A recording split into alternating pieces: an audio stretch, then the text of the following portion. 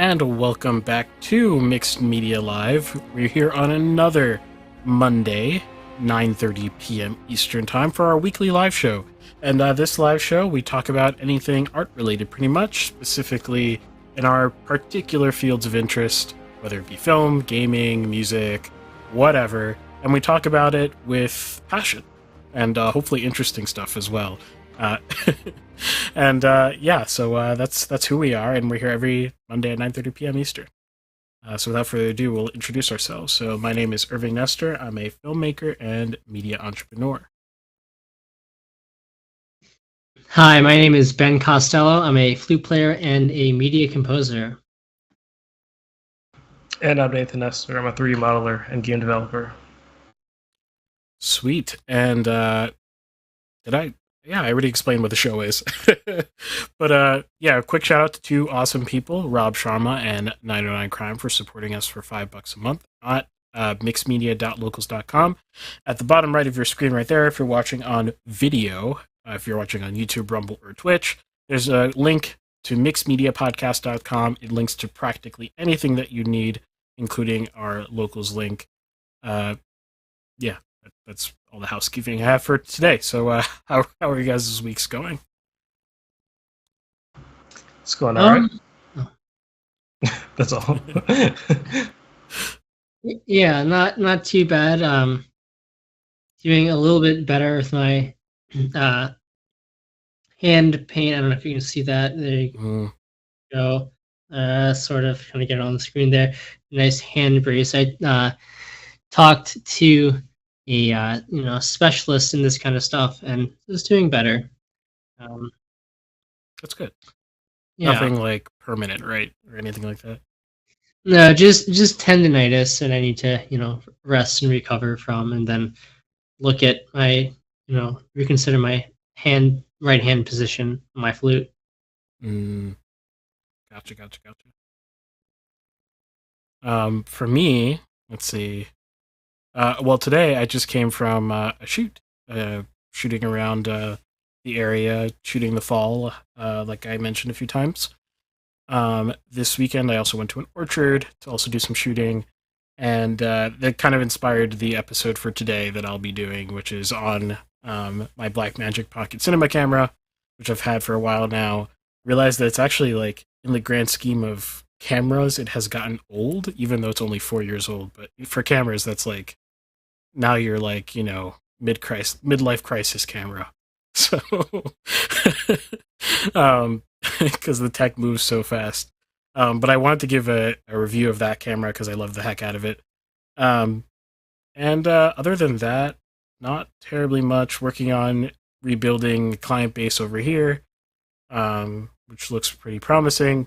So we'll see how that goes. And if you're in the central PA coal region and you won't need any video help at all, you can go to my website at rl.co. It's a little advertisement for myself. How about you, Nathan? Anything? I think there's something I was going to say, and then I forgot. I guess it wasn't that important, whatever it was. Nice. Yeah. How about news? Any news happening? Yeah, I have news. So I have two things of news. Firstly, Riot Games acquired a studio called. They required like one studio, a larger studio. So there's a studio called Wargaming, which is responsible for World of Tanks and World of Warships.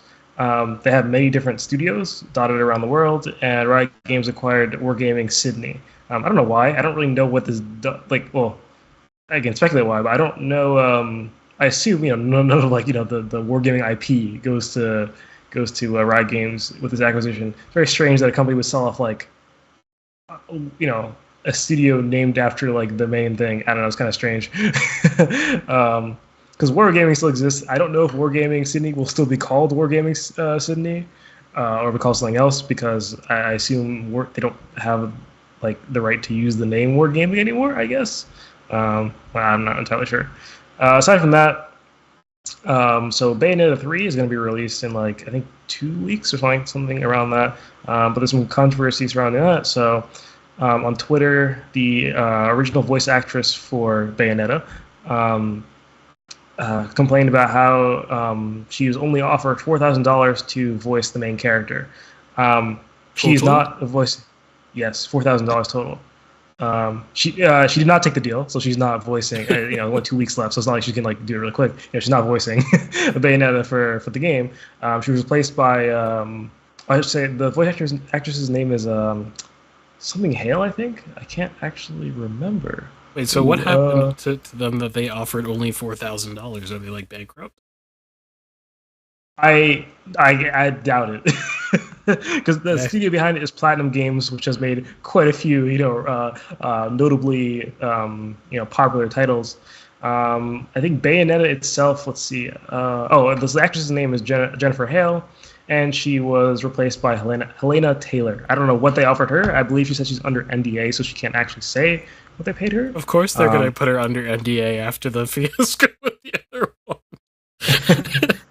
Well, to be fair, she was hired before the whole fiasco thing happened. So essentially, Bayonetta or Jennifer Hale was offered, from what I understand, was offered $4,000. She said no. And then later, this is much later because it's only 2 weeks till release. I assume they started the voice acting stuff way earlier. I hope so, at least.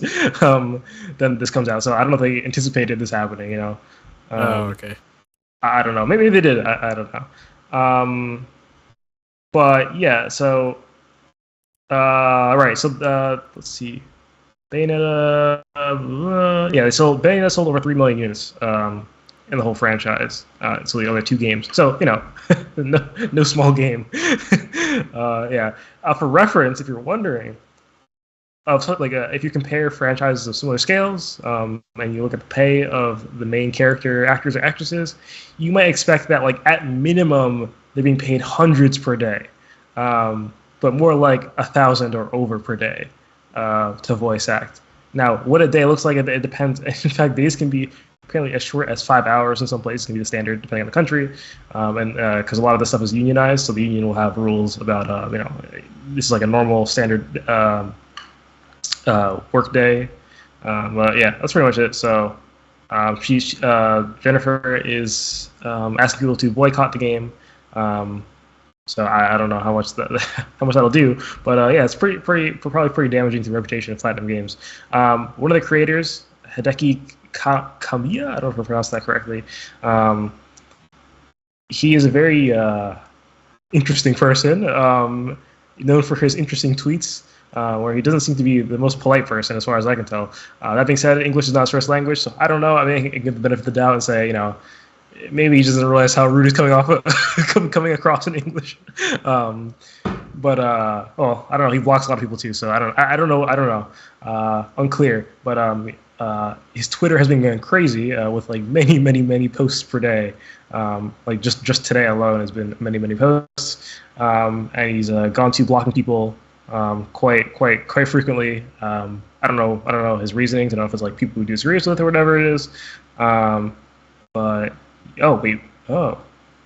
this story, I'm sorry, I'm just reading the article, or I just noticed. This story has been updated to reflect Hideki Kamiya leaving Twitter. Okay.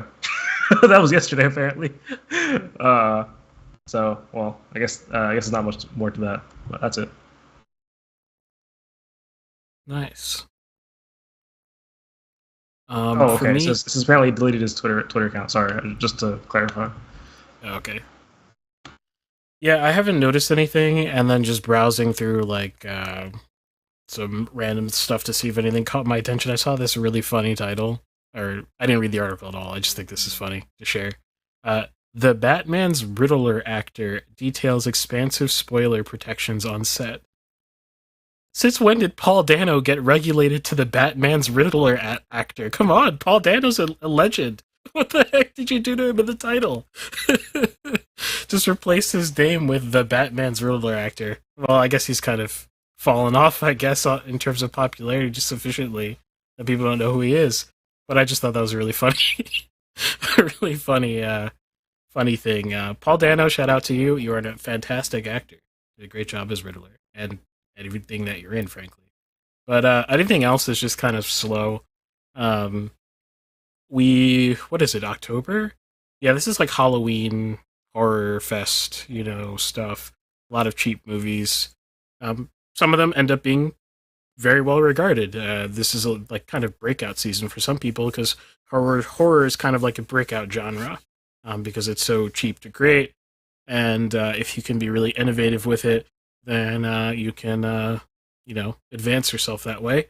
I do not tend to I have nothing against horror.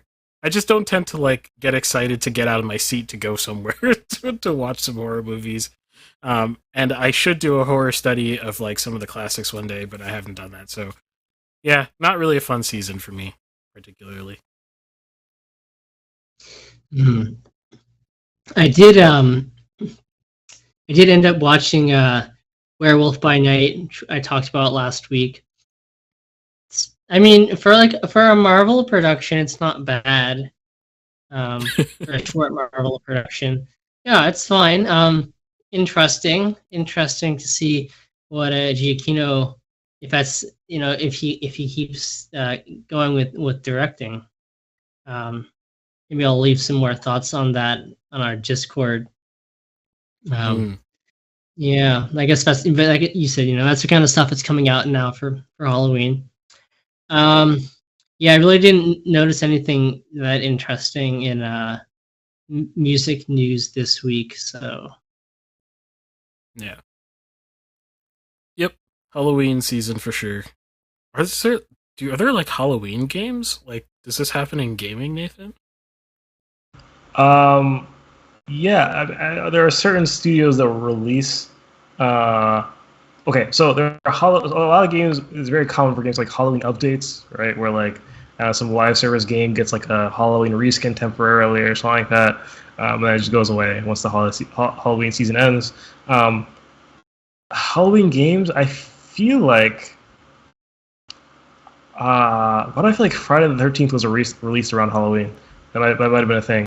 I'm sure it happens. I can't think of any spooky games that are coming out soon. But yeah, I'm sure I'll see a trillion and one Halloween reskin updates in the near future. Yeah, that makes sense. Cool. So that's it for our little news segment at the top here. If you liked this at all, hit the like button. And also remember that we have mixedmedia.locals.com. Mixedmedia.locals.com. You can support us for $5 a month.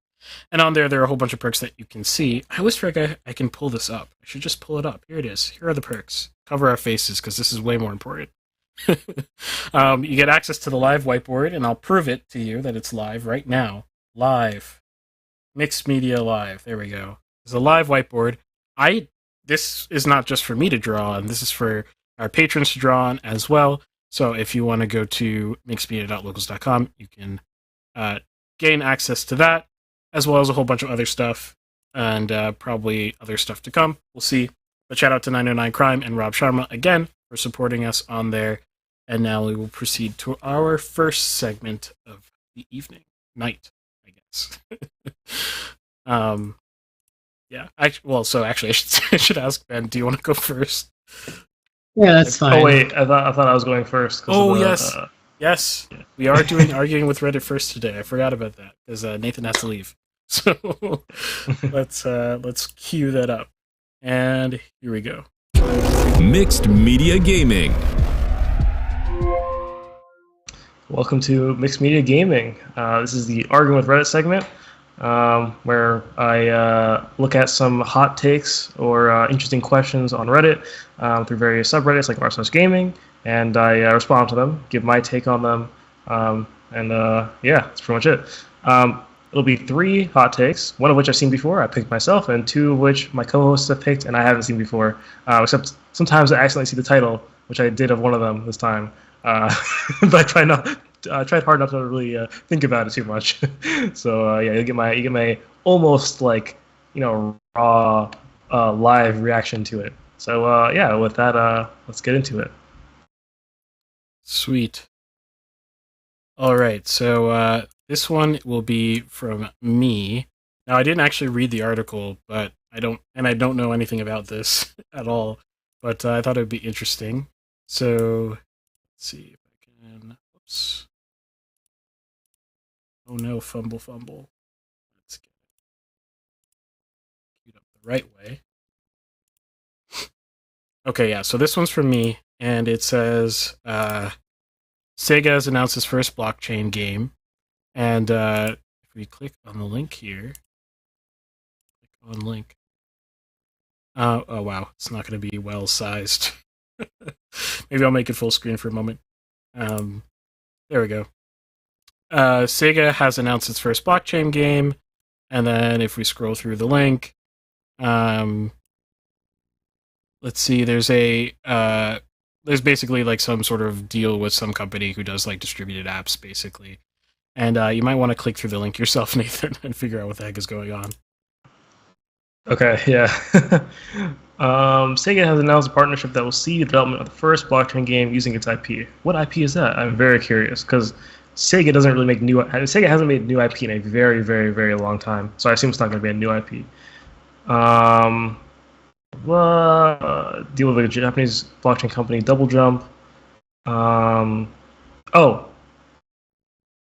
popular Sangokushi Taizen series. I don't think I've ever heard of that. Look up an image to see if like it rings a bell, or if I literally have not seen this ever.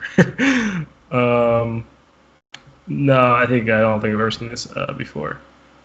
So I don't really know what this is, but a real-time strategy, mostly played in arcades. Oh, okay, that's why. Mostly played in Japanese arcades specifically. It's like a card game, it looks like, because it says sees players collecting physical cards which they can place in play area to make them appear in game. Okay. I'm assuming the NFTs will probably come in the form of like cards then, I guess. I don't know, it says like such as in-game items or artwork, so artwork would be included as well. Yeah, I don't really know. I don't really have like the most detailed take because I'm not entirely sure what's going on.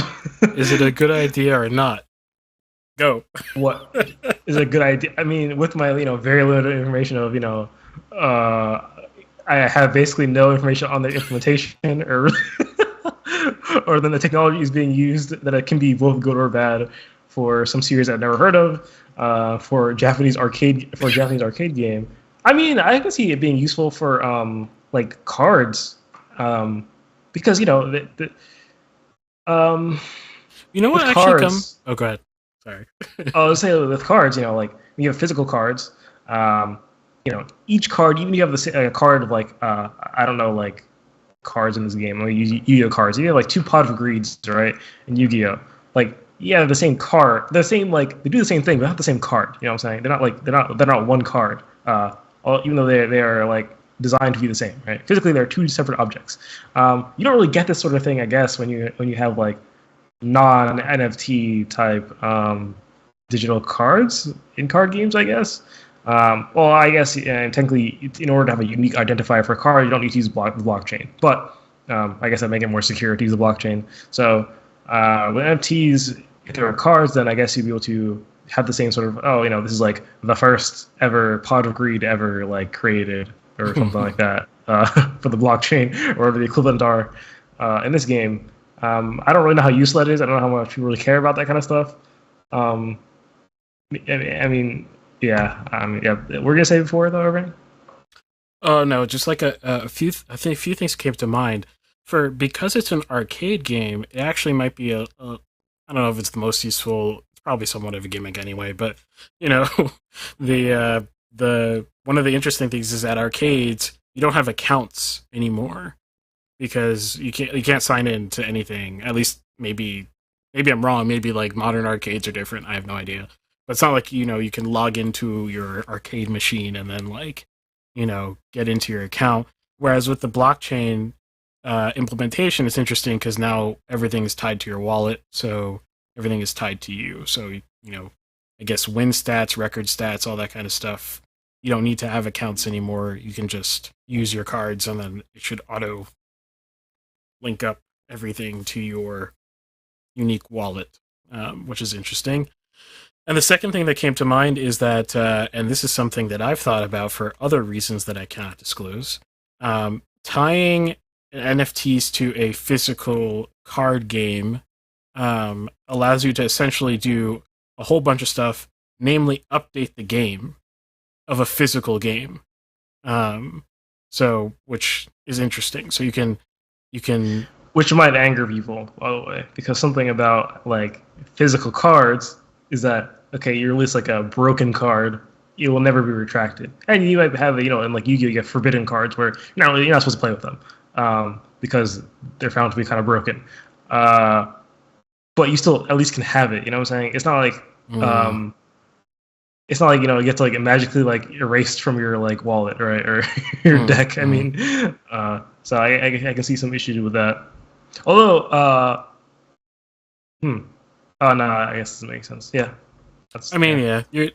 I think with anything related to a specific IP for any blockchain game type thing, or anything blockchain like thing that's supposed to change over time, you're putting some trust in the I guess developers, the IP holders. You're putting trust to not tank the value of your stuff. But I mean, yeah, that's kind of part of the speculation, right? I mean, you could have the same issue with physical cards as well, right? Because someone could advertise a Kobe card as super ultra rare Kobe card, right? And then go ahead and print 10,000 more, like tomorrow without consulting you, and then dilute the value. So, this makes it easier to detect fake versus real cards. Because I know, there are like fake Yu-Gi-Oh cards and stuff like that. But I guess the blockchain technology make that you couldn't pass off a fake card or something like that. Yeah. Mm-hmm. Also, it might make trading easier because it's just all digital, right? You don't have to like go somewhere, hand someone a card, take a card, or exchange money, whatever you're doing. It's just all online. Oh, but isn't that the fun thing? I mean, I'm going back to like when I was like in first grade, and like trading Yu-Gi-Oh cards was really cool. Like I don't remember anything about Yu-Gi-Oh now, but I remember trading cards was really cool. And if you can't do that in person, like what's the point, right? Isn't that like you get like a physical card and you hand it to somebody? I don't know. Yeah, one thing that I feel like is missing from a lot of like, it's just gone. It's not non-existent in a lot of games. It's like there's no like tactile feedback to anything, right? Which might sound kind of like stupid at first. It's like, I feel that. Yeah, it's like even though it's a card game, right? It's like there's something about it's like you're just engaging one of your another one of your five senses with the game, which I think enhances the experience like almost like inherently. So yeah, I definitely understand that. Yeah, but you don't want to feel the tactile gloves as you hand the card to someone else in the metaverse. Yeah, it's not going to be the same. or like the other thing I thought was back, in like elementary school with like Yu-Gi-Oh and Pokemon cards. There's also like the thrill of like going to like a Target and like going to the aisle, like looking at all these packs, and they all have the same art on the front. Like, which one do I pick? Which one will have the best cards in it? And like, picking one, opening it up, and like being really disappointed or really excited about what cards in there. You don't have that control over what you're buying. Yeah. Intro to video game gambling. Oh, I guess I never thought about that. Those are like loot boxes, aren't they? Yeah, they're just loot boxes with cards in them instead. I never thought about it that way. That's crazy. Except the thing is like the card packs, you can't like buy like 10,000 of them like with a credit card. You're presumably if you're in the store, you're in there with your parental, advisors. Yeah. They're going to limit your expenditure. Mm-hmm. Cool. That's funny. I never thought about card packs as loot boxes. They're the original ones. It's a funny concept. All right, this next one is yours, Nathan. You want to explain? Sure. So this comes from r/game dev, and the title is "Should I build a game from absolute scratch if my goal is to improve in programming overall?" I'm gonna read out the entire thing because it's very short. So I'm new to. It's quite technical. So if you don't understand it, it's fine. Not quite technical. It's actually pretty basic. But if you don't use Unity, you're not gonna understand. So I'm new to programming, and making games interests me. I built a couple of very basic games using Unity, but I was wondering if it's actually worth it to build a game completely from scratch instead of using Unity and the properties from inheritance from model behavior class. are games built from scratch these days, or only engines used? So there are two questions here, right? So there's the question asked in the title, which is just like, is it worth it to build from scratch if improving programming is the overall goal? And the other question in the I don't know what you call these descriptions. Is that what you call them on Reddit? I don't know, like the longer thing. No idea. Is I guess the body of the text is are games built from scratch these days, or only engines used? Now, okay, if you make a game from scratch, that is like, okay, so what is an engine, right? Like, okay, so Unity is an engine, surely. Unreal is an engine, Godot is an engine. These types of things are engines. Probably a pretty accepted definition of an engine is just like a group of software that helps in the creation of new software. Okay, so it's just tools. It's a suite of tools to help you make. In the case of a video game engine, it's a suite of tools to help you make a video game, right? So you can go and not use these tools, or you can go from scratch. Or sorry, that is not using these tools, going from scratch. Or you can use tools like Unity, which will help you out quite a bit.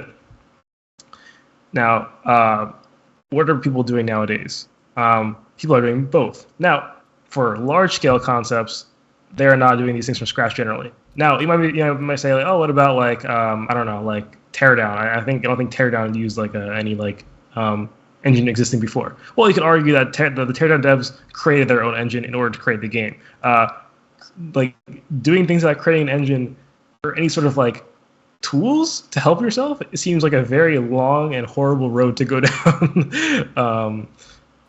I'm sure there are examples of some games of like decent, of some notability made. Like, okay, what's kind of hard to figure out is like at what point your tools become an engine, because you could say that anything you program, right? If you know anything about like object-oriented programming, a lot of it is just like creating like structures to be used like later, if that makes any sense. You can consider that like tools of an engine, maybe. So I don't know. It's kind of a blurry line between what is from scratch and what is with an engine. I would say pretty much, realistically, like, probably most people would accept via some like common definition that pretty much all games use an engine. All games of like notable size, I guess, use an engine. Anything small, like if you're making like a Tetris clone, are you going to end up making an engine if you start making it from scratch? Maybe not, I guess. But once again, it's kind of blurry at what point something becomes an engine, so it's hard to tell. So that question is kind of hard to answer. But the other question, which I think is a lot more interesting, is should I build a game from absolute scratch if my goal is to improve programming overall? I think it depends on what aspect of programming you're trying to improve. So, for example, you could be really good at programming from quote unquote from scratch. Let's say using Raylib, which is a library, and we'll say is not an engine for the sake of this discussion. Use Raylib, which is useful for graphics rendering and stuff like that, to make your game. Instead of using something like Unity, now you can get really good at using Raylib and stuff like that, and you can say, oh, my fundamentals of programming are really good. I'm really good with working more low level and stuff like that. But the moment you go to like use Unity, you might find that it's very foreign because it's like you're exercising different muscles. I don't think either one is necessarily like going to, they're not both going to, there's gonna be some common overlap. Okay, here's a good example. It's like doing pull-ups versus push-ups. Okay, maybe it's kind of a bad example because I think those are tricep versus bicep, right? Exercises. Okay, sorry. Let's say two different bicep exercises, right? They're probably going to, yes, they're both working out your biceps, but probably like slightly different regions of your biceps, right? So in this case, with like going from scratch versus using an engine, it's like, you're going to improve in programming, and there's going to be a lot of overlap, but there's going to be some like different areas where you're going to improve it more in the using one method than the other method. So like, being able to like use an engine like Unity, for example, it's not actually that hard to hop into something like Godot, for example. But if you use something like Raylib, which is, okay, let's say not an engine, then you're gonna have a harder time hopping into Godot because you don't have those sort of Unity type engine skills developed already. Now from scratch, you'll develop all sorts of skills. You'll probably end up having to think more about things like, for example, efficiency. That's something you necessarily have to think about all too much when dealing with really high-level programming languages, or not programming languages, programming engines like Unity and stuff like that. So yeah, that's my general answer. I think both are good for improving your programming skill, but they sort of exercise different areas of programming. Good answer. Mm-hmm. Nice. All right. And the last one is from Ben. Want to explain? Sure. So this person on our unpopular opinion, their question is, their opinion, their hot take is: video games should come with detailed strategy guides included. He goes on to explain that by detailed and strategy guide, what he means is like a real dive into the mathematics behind the game engine, he says. And he uses the example of Pokemon Silver and saying that he gets way more out of the game now that he looks at Bulbapedia and looks at all of the underlying mathematics about how the game actually works and how raising Pokemon or whatever works. Then so he gets much more enjoyment out of it now that he understands the math. And he thinks that if you did this with games, it could be a real incentive to young kids to learn higher level math, especially higher level than what they're getting from their school.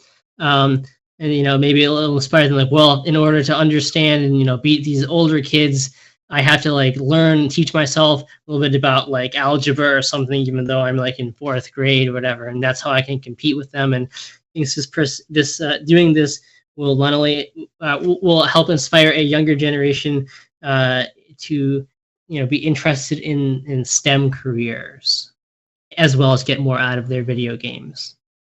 Wow. Interesting. Okay.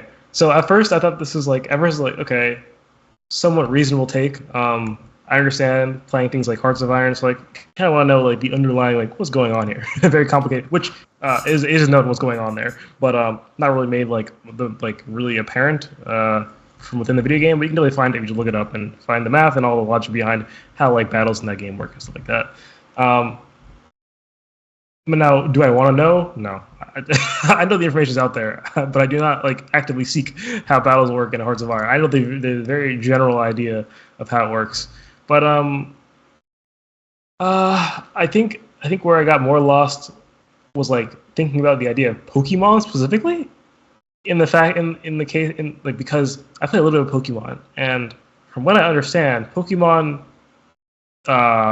is very what do you call that? There's a name for this. I can't remember what it's called. It's it suffers from strategic collapse, where if you know how everything works, if you know all the mathematical formulas, there's really only one answer to the problem. And so it kind of makes any sort of decision making. Well, there is no decision making. That's what it means. Are there not Pokemon? Isn't there not competitive Pokemon? Yeah, that has its own set of parameters. Yeah, some people do actual competitive Pokemon games. All Pokemon are set to level 50 and have certain and you have to figure out how to maximize Pokemon under these parameters. And I know my brother and his friends, they don't do it, but they love watching this stuff. Right. I guess I'm wrong then, because I thought essentially Pokemon would be a solved game if you just knew everything about it. Which I assume if you're really competitive at it, you're gonna know as much as you can know about the game. It could be an auto battler type situation, right? Where it's more like creating a deck that's good or creating a team that's optimized. Yeah, and I think it's harder too because there are certain parameters that are set. Your Pokemon are put at a certain level, and certain moves are not allowed in certain combinations. Whatever you figure out how to maximize it in that. This sounds kind of like a chess puzzle in a way. It's like a contrived situation. Yeah. Okay. I would understand why for something like that, it'd actually probably be a lot more interesting to actually know the rules. It's because knowing the rules, seemingly it's still not a solid game here, right? So I think that's fine. But I don't know, because I remember when I played Pokemon, it's okay, well, there's this move that does this amount of damage. It's like a percent chance that it either hits or doesn't, right? And that's like based on like the stats of the other Pokemon and your own, or something like that. And there's like a chance of like critical hits and stuff like that. I think that's based on the types of your Pokemon. I could be wrong. I don't remember. And stuff like that. So I don't know. It's interesting. I thought it was a lot more straightforward of a game, but maybe not. But if that's not the case, then maybe it is a lot more interesting to know everything. But yeah, I think generalizing it to all games seems like a very poor decision because for a lot of the games, like a good part of the fun is like the journey, right? And like not knowing everything and sort of finding it out on your own and using intuition to guide you. So, for example, in Hearts of Iron, you can set up like you can go to battle with two different units or divisions, and you don't need to do the math to know which one will probably win necessarily. If it's like one infantry regiment versus like 20,000 tank regiments, you can probably guess what's going to happen. I mean, it's just intuitive, right? So, if you're a new player to Hearts of Iron, you'll be guided by intuition for a lot of it, right? It's like, okay, yeah, this seems like it makes a lot of sense, or whatever. And Hearts of Iron will give you like things like, oh, you're add a armored infantry unit to this division, and this is like the stat changes and stuff like that, which will give you a little bit more insight into except it literally just being it feels like an armored infantry unit would do this, right? It's like, okay, it's telling you exactly kind of what it does. It doesn't give you like the entire mathematical formula to figure out will you win or not. It just says like, oh well, this unit will be a little bit better at I don't know. It'll be a little bit faster, for example, or something like that, or a little bit slower, use more resources, be better at attacking soft targets like infantry, stuff like that. But it's not going to give you like a breakdown of who will win, right? Otherwise, you might as well just like have like a little indicator whenever you go to battle, just saying, well, this is going to be the winner, just so you know. Like, I'm just going to tell you this before it ends. this is who's going to win. That's pretty much all. Now, as for like the idea of getting kids into STEM via calculating things, well, that's just math. I don't really know if the other part of STEM has to do as much to do with it. That sounds more like just like getting into math, which I guess I don't know if this is like I guess it's kind of like, I don't know if I'm digressing or not, but I don't know if it's like something to be aspired to shove math down everyone's throat necessarily. I don't know. I feel like I don't know, if you're interested in math, then you just play math game, like math. There are games out there that will exercise your math skills, right? Okay, you can play those games, but I don't know if it should be like necessarily throw in every kid's face. You know what I'm saying? Well, I mean, if you just like, I think what he's saying is not like you're forced to like read this, but like it comes along with like the with the game, like it's easily accessible. You don't have to go like hunting on the internet to find it. I think that's probably what he means. Not like everyone must read a guide on how the math behind Pokemon works to play the game. Right. Yeah, I can see. I don't know, because on one hand, I think, okay, well, if you add a guide, it's like, okay, well, some people might enjoy the guide, some people might not enjoy the guide. So, give people like the option or whatever. On the other hand, I talked about this before, this idea of like protecting players from themselves, where people who might not, who might play better without the guide, might go and read the guad because it's been provided to them. It seems like something they should read, and once they've read it, they can't unread it. It's kind of like if you want to know oh, am I gonna like this movie or not, and you get it spoiled to you. You can't like unspoil it for yourself. It's just like a irrevocable action, and you should probably go in playing in the way that the developers intended. So probably better if there's a restriction on the amount of ways. This might be a hot take, actually. The restriction on the amount of ways that a game can be played, such that the developers can guide you better. So, if this means not adding a guide, having all like the math and stuff like that, then maybe they shouldn't have that. It's probably a very game per game thing. I don't think it's it's gonna be like a rule for every game. But should more games have this? I don't know. I don't really often find myself like I mean, I'm just not that type of person who really enjoys getting into the math games and like min-maxing and stuff like that, and having my maximum efficiency on on whatever. But for people who do, I guess that could be really cool. But I don't know like what percentage of the population that is. It seems it's definitely like they're definitely there, right? they definitely have a a community. They definitely like are there in number, but the number in relation to every other gamer, I'm going to assume is pretty small. So I wouldn't worry too much about adding guides to video games for this kind of stuff. Yeah, that's interesting. It is interesting. Yep. Cool. That's it for arguing with Reddit. Want to take us out before you have to head out, Nathan? Right. Okay. So thank you for watching this segment of the Mixed Media Podcast. If you'd like to continue the conversation, if you disagree with any of my takes or agree or have any other takes you want me to respond to, the best way to reach out to us is to either comment or preferably join our Discord. You can find our Discord link invite thing at mixedmediapodcast.com. Go there, you'll have a link to all our social medias, including our Discord. But also you'll find our link to everywhere else we stream. So whether it be Spotify or YouTube or Twitch or whatever. By the way, if you're on audio only, there is video, right?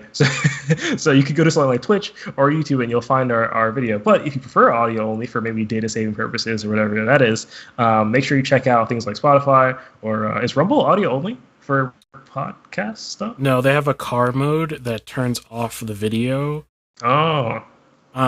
Which saves your battery.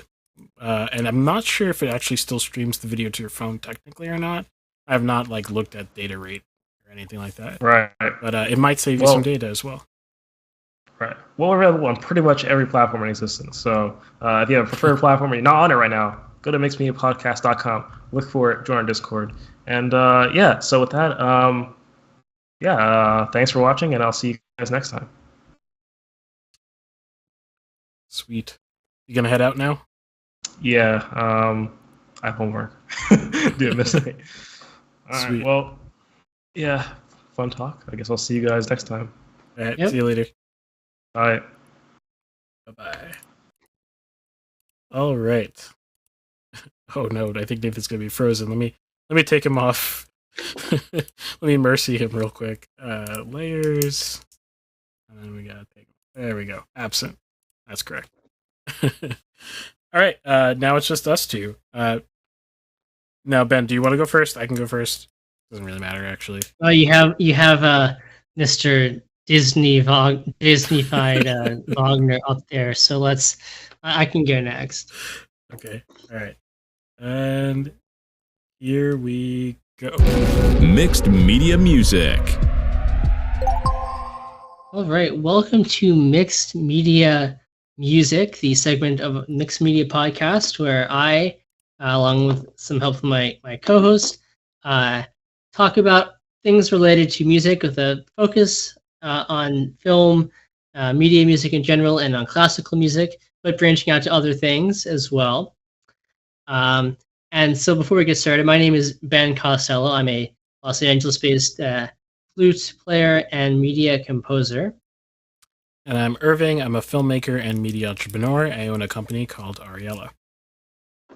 Yeah. So for tonight's segment of Mixed Media Music, we're going to be talking about Disney and the leitmotifs of Star Wars, in particular under Disney's ownership or rule, however you want to characterize that, and whether or not John Williams has kind of written Star Wars music into a prison.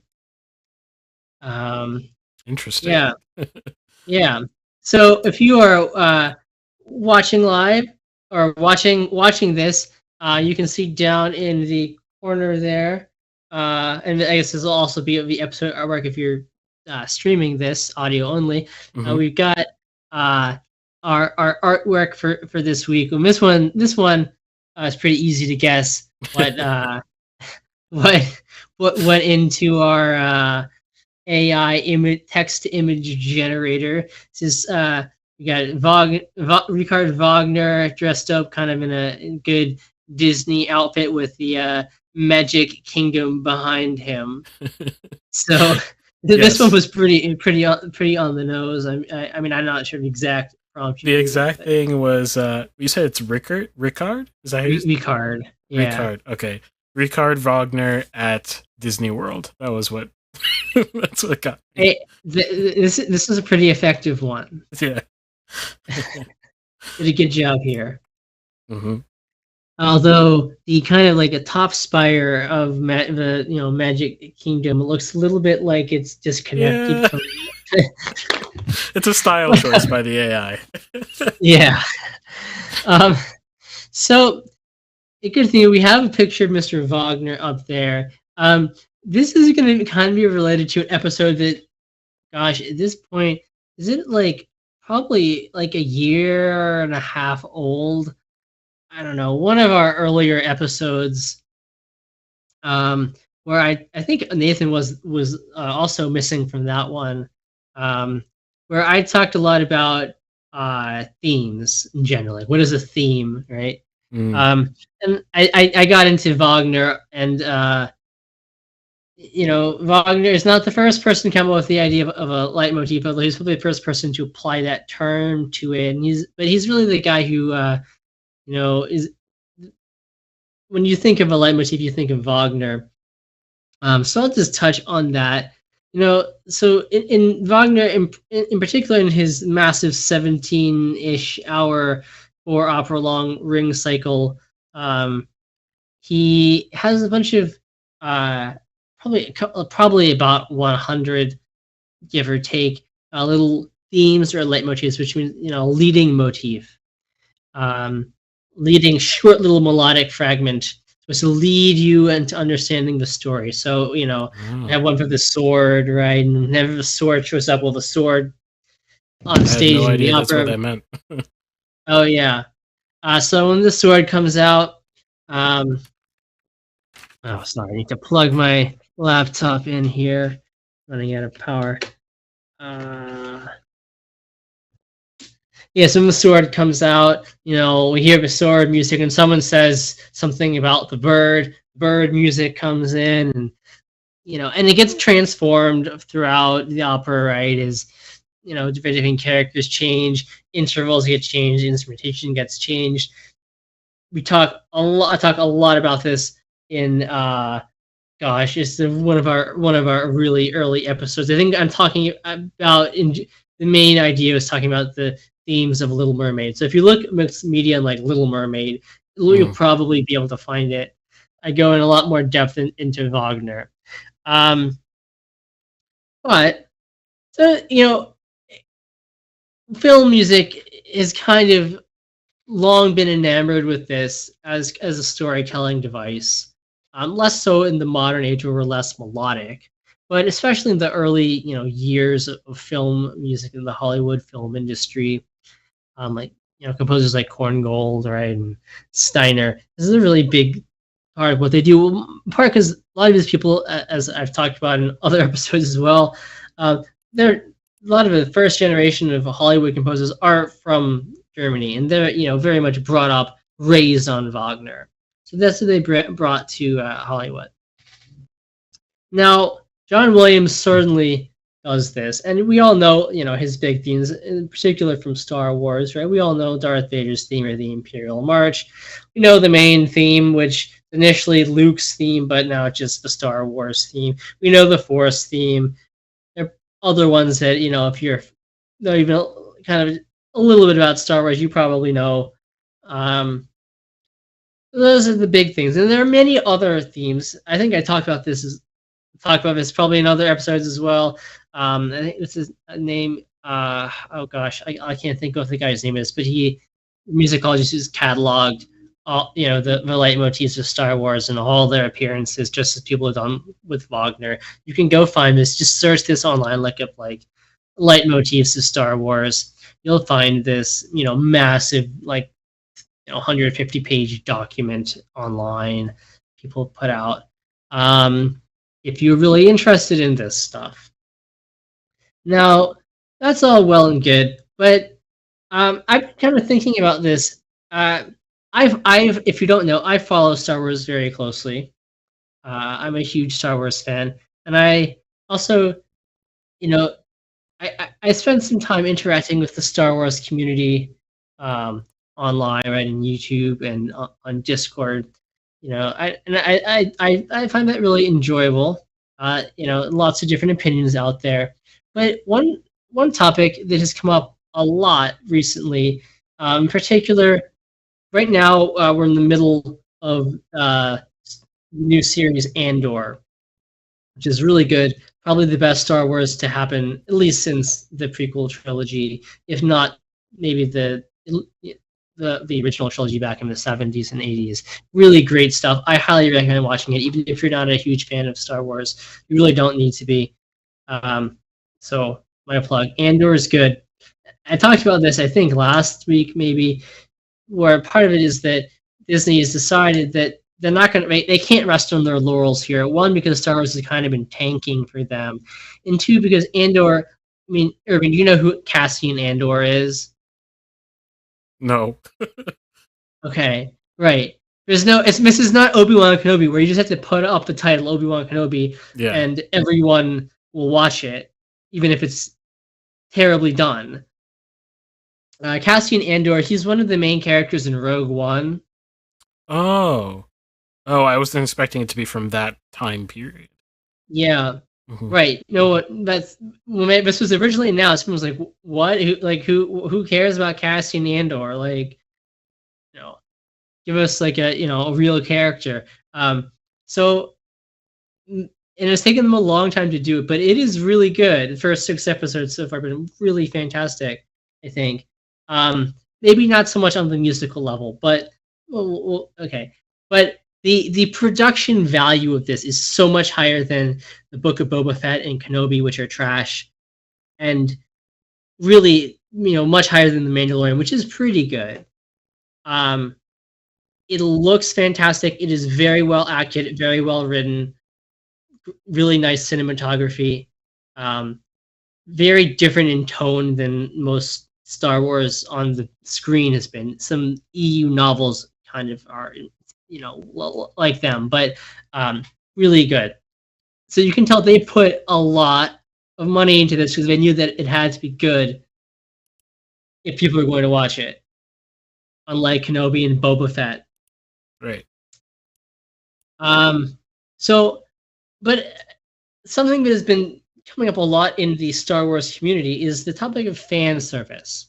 And I promise this will shortly tie into our leitmotifs in the trap of John Williams. So a lot of Star Wars fans who have not been impressed with recent Star Wars, barring, or accepting Andor, which a lot of people are really enjoying, they have noticed, it's pretty obvious too, that one of the ways that Disney is trying to just kind of, make money, just print money off of owning this property, Star Wars, right? Is they think that, well, all you have to do to excite a Star Wars fan is throw something, classically Star Wars at them, and for no other reason, but like just, fans want something that they understand, and they'll automatically like it, right? And so a lot of people have been talking about this and using the term fan service for this, right?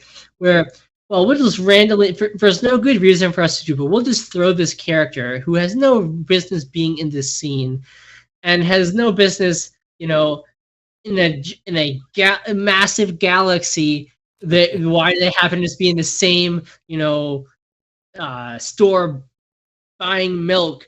That hasn't actually happened, but we do actually get to see like breakfast cereal in Andor, but that kind of thing. Like, does it of use all the that places, like green milk from whatever? oh, no, but they have essentially, like, I think they're like Captain Crunch puffs in space.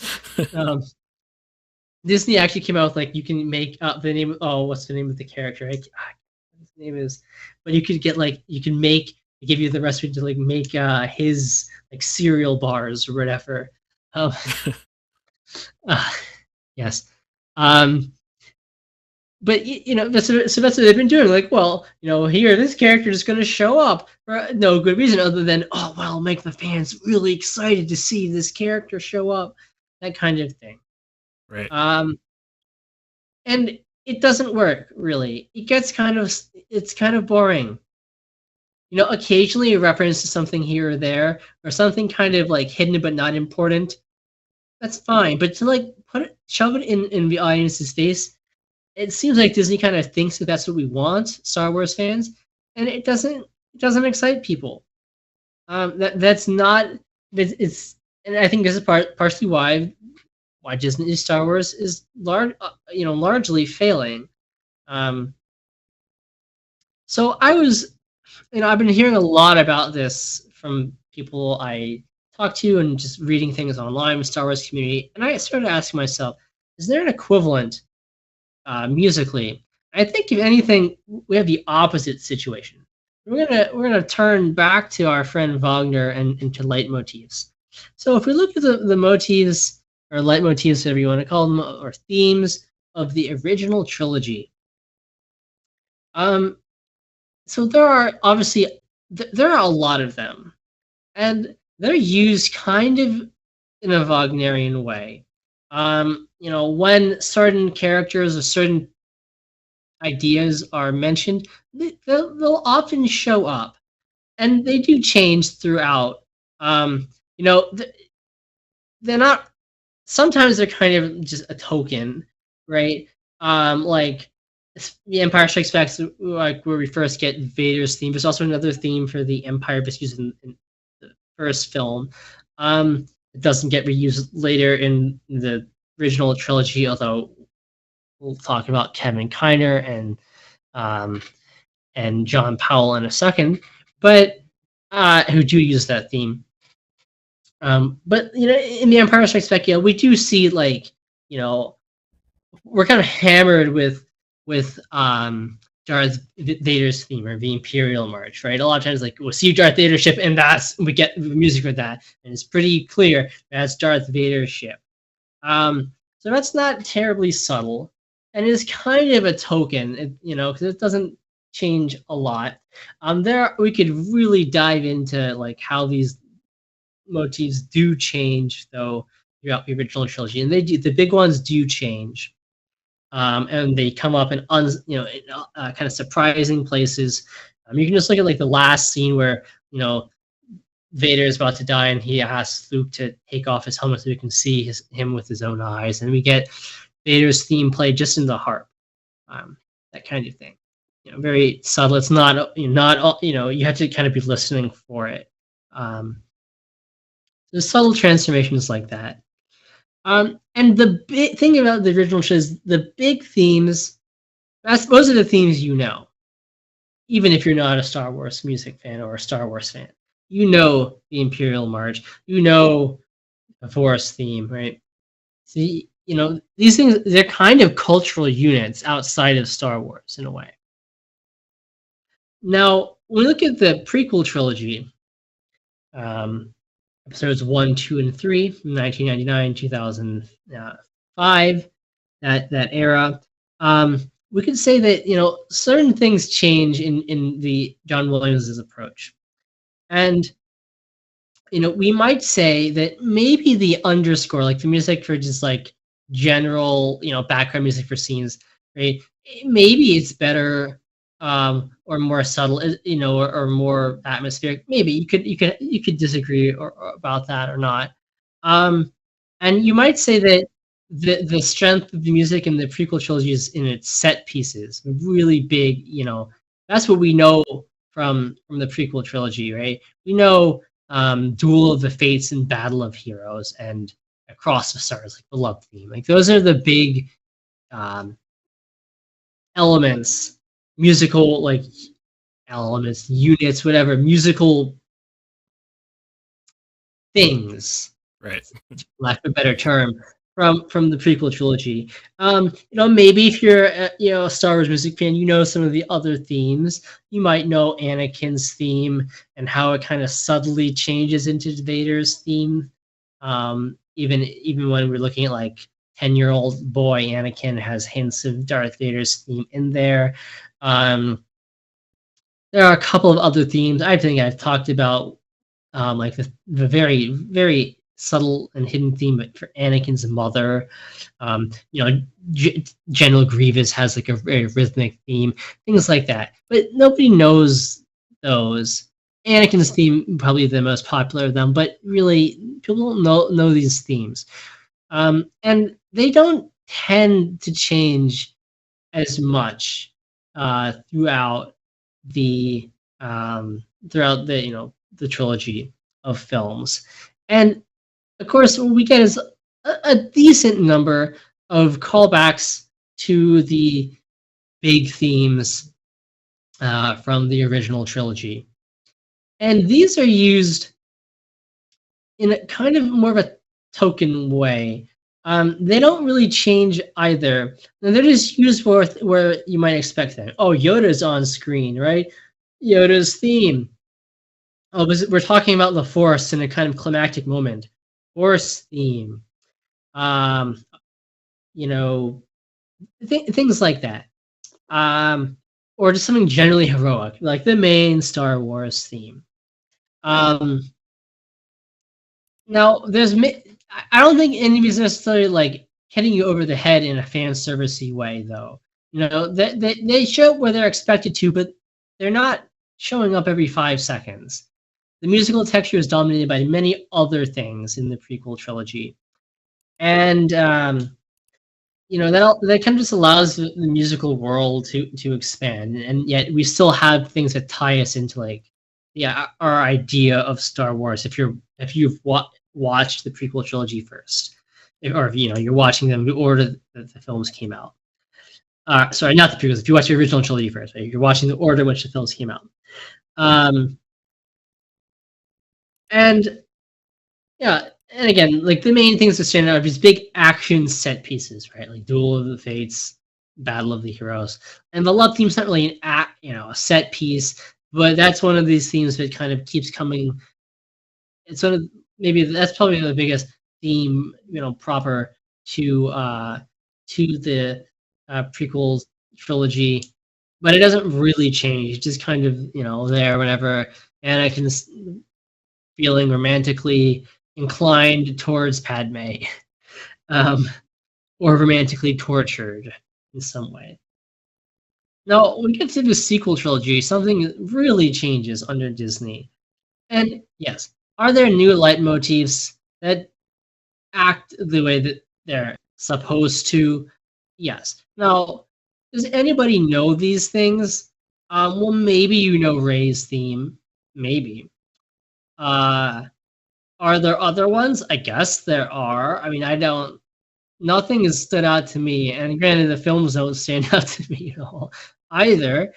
But what we're really getting in these films is, I think I mentioned this on this episode a year and a half ago. There's something like the Force theme shows up in The Force Awakens like 86 times, I think is the number, versus like 30 times in the entire prequel trilogy. In one film, we've got like almost 3 times as many uses of the Force film as in the entire previous 3 films.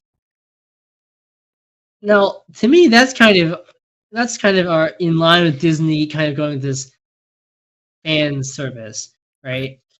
You don't have to understand anything about Star Wars. Just word Force is used, Force theme, right? No subtlety to it. It doesn't go anywhere. It has to be there, right? And it's the kind of the attitude almost of like, well, if someone says the word Force and they don't have the Force theme, we've made a musical mistake. I'm not criticizing John Williams for this. I think this is how he had to write for these films. Okay. Now, has this kind of ridden us into a musical box, though? And I would say, in a certain sense, yes. Because now we're kind of stuck with, well, if we want Star Wars music to be distinctive, we want it to feel connected to Star Wars, but also go in a new direction. How do we do that? Do we have to use these old themes, in particular the big themes from the original trilogy? Do we have to use them, in a very on the nose sort of way, like they're used in the prequel. Sorry, in the sequel trilogy. We have to do that going forward. And pretty much all of the composers just said, no, we're going to do nothing of that sort because that really puts us as composers in a box. We don't want to have to, be beholden to slavishly, here's the forest, here's the forest theme kind of thing. All the composers seem to say that, not say, but kind of demonstrate with their music they want to do something somewhat different. So in that sense, I think the music is not doing what Disney is doing with things on screen, and it's not being very fan servicey. Then we might ask ourselves, well, is this Star Wars music? Because to me, you would look at the Mandalorian. Well, it has an okay theme. You look at Boba Fett. You look at Kenobi, other than the main title, which John Williams wrote. You look even at Andor. Is the music anything special at all? Is it memorable at all? I would say no. Like, it's all functional, and it has a main theme, and occasionally the main theme will show up in the show. But we've kind of moved totally away from leitmotifs. So, do we need some sort of leitmotif action for the music to kind of fit in the Star Wars universe? Right? What exactly is the musical way forward? I think there are two different, maybe somewhat related solutions that two different composers have used. And the two solutions potentially, look at what Kevin Kiner, which I know we've talked about him, what he did in Rebels under Disney. I could look a little bit more into the music for Bad Batch. Bad Batch season 2 is coming out sometime early next year, but I think Rebels, is a full, complete animated show. It's probably easier to look at. It was one of the very first things Disney Star Wars did. So Star Wars Rebels, set in the 5 years up before Episode 4, up until the year of Episode 4. I think 6 months before it. And we've talked about Kevin Kiner, who's kind of he does all the animated shows music. Kind of underrated composer. Very happy just to work on these kind of projects that don't get as much of a spotlight as the live action Star Wars does. So in the Rebels, his score, he has one really big theme that's entirely his own, that's related to the main characters of the show. And other than that, he uses the original trilogy leitmotifs in largely kind of an emblem, a token, as tokens, right? They show up when in the appropriate time, like we see the Empire, we get the Imperial theme, but he's drawing from a much wider pool of leitmotifs, though, and even things that aren't exactly like, they may be like functionally a leitmotif in one scene, but they don't really show up ever again. Drawing these from the original trilogy, but like not the big themes. And the big themes will show up like when Darth Vader shows up briefly in this series.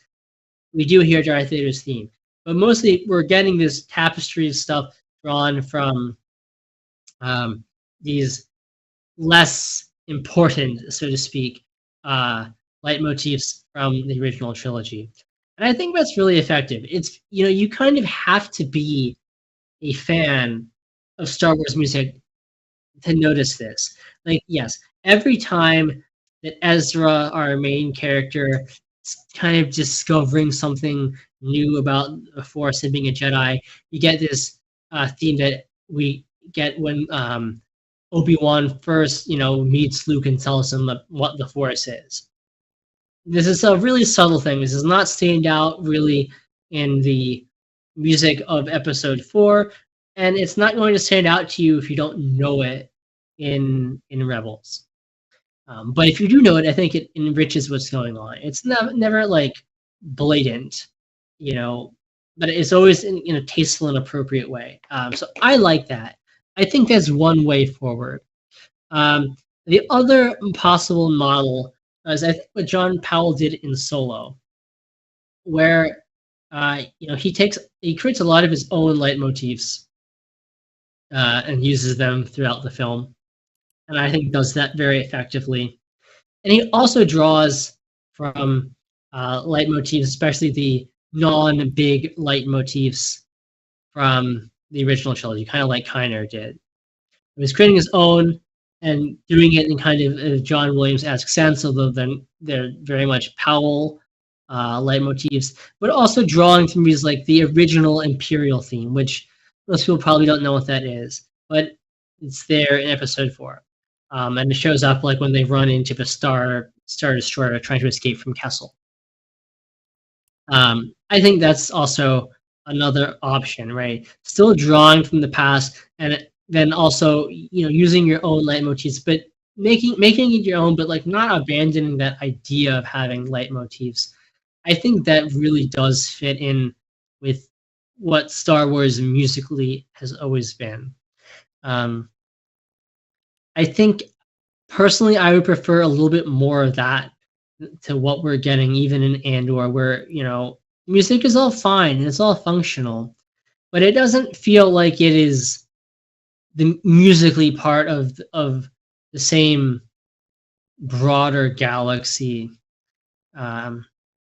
That you could argue, well, we're looking at different parts of the galaxy than we ever have before, and I suppose that's true, but I would like a little bit more of, John Williams has kind of ridden us to where we are in Star Wars music.